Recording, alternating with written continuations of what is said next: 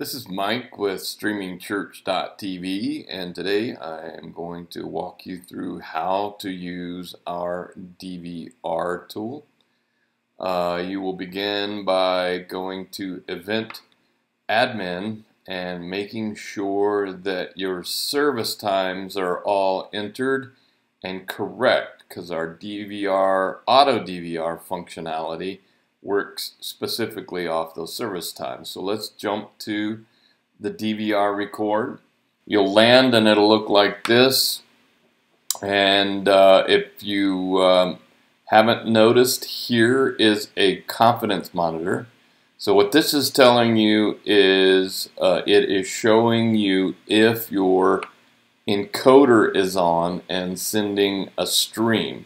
It will not allow you can see you don't even have a record button until it senses a video is coming out of the encoder. Because if you hit the record button and you don't have a signal coming in, the DVR will just give up.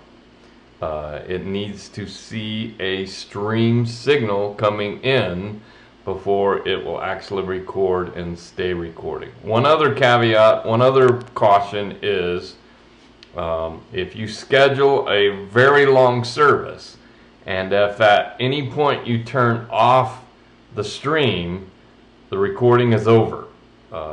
So you want to make sure that you're recording the whole thing and you're encoding the whole time that you've scheduled that recording if you want to capture the whole thing. So I'm going to turn on. You can see a transition happen there. Now I'm streaming from the encoder. It auto populated a start recording button. By the way, for the file name, you can add anything you want. It defaults to the date.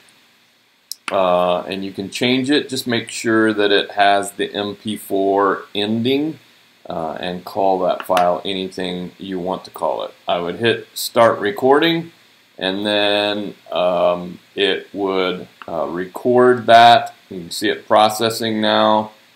I'll just do this briefly, and this is in manual mode, so I manually turned it on to record and I'm just going to manually stop it now.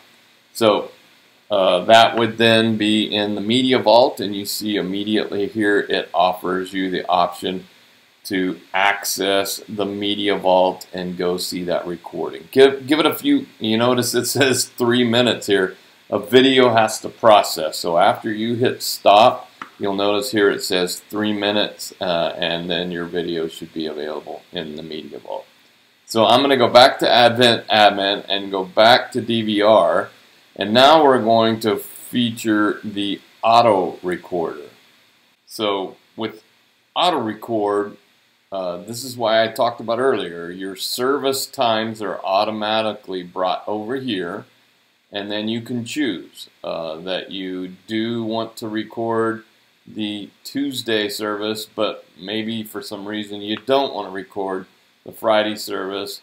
You want to how many minutes, you have to choose two options in each recording. How many minutes do you want the recording to delay after you start the service? So maybe you have announcements at the beginning and you want to skip those, so you say it takes Joe about 10 minutes to get through announcements.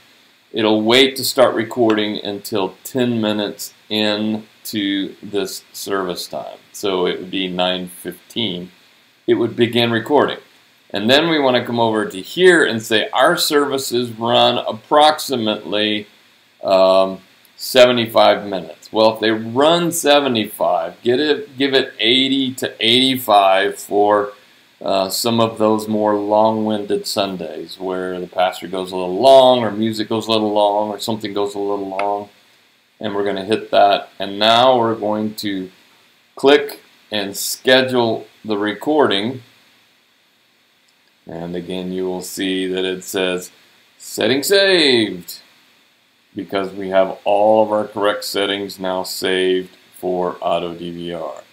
If you have a midweek service or a funeral or a wedding or something you need to record, just temporarily tick off the auto recorder, and then you can use the manual features to record that event.